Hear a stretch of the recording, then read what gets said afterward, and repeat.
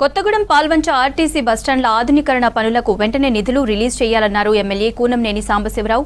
నిధులను వెంటనే రిలీజ్ చేయకుంటే బస్ డిపో ముందు నిరాహార దీక్ష చేస్తానని హెచ్చరించారు. భద్రాద్రి కొత్తగూడెం బస్టాండ్లో ఫ్రీ బస్ స్కీమ్తో 10,000 కోట్ల ఆదా చేసుకున్న సందర్భంగా మహిళలకు ఏర్పాటు చేసిన సన్మాన కార్యక్రమంలో పాల్గొన్నారు. కార్యక్రమంలో డిపో మేనేజర్ రాజ్యలక్ష్మి, ఆర్టీసీ సిబ్బంది, మహిళా ప్రయాణికులు పాల్గొన్నారు.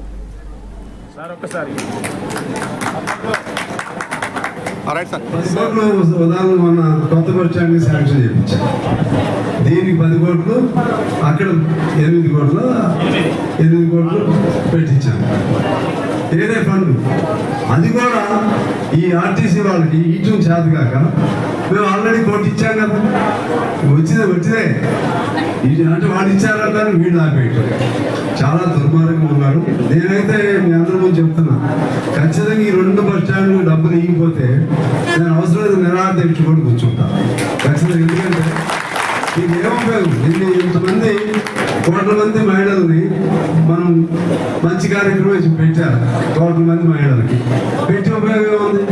మంగుదొడ్లు సరిగా ఉండవు, వర్షం వస్తే వచ్చే పని లేదు, కూర్చుంటే మొత్తం పైన ఎప్పుడు పిల్లలు రాలిపోతాయో తెలియదు, ఎప్పుడు వర్షం పడుతుందో తెలియదు.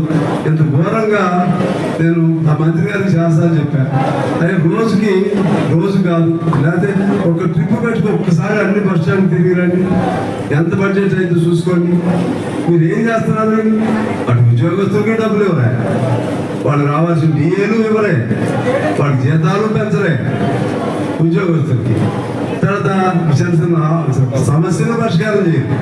అన్నిటి సంజీవిని మంత్రం మహిళల్ని ఏమంటే మహాలక్ష్మి లాగా బస్సులో ఎక్కించామంటే పరిష్కారం అయితే మంచిదే ఆ పథకం, దానికే చెప్తున్నాను నేను.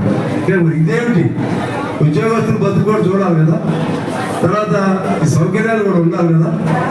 ఇది మాత్రం గవర్నమెంట్ తీవ్రంగా ఫెయిల్ అవుతుంది అనేది నా అభిప్రాయం. అందువలన మీ అందరికీ, మీరు కష్టపడుతున్న డిఎం గారికి, మీ సిబ్బంది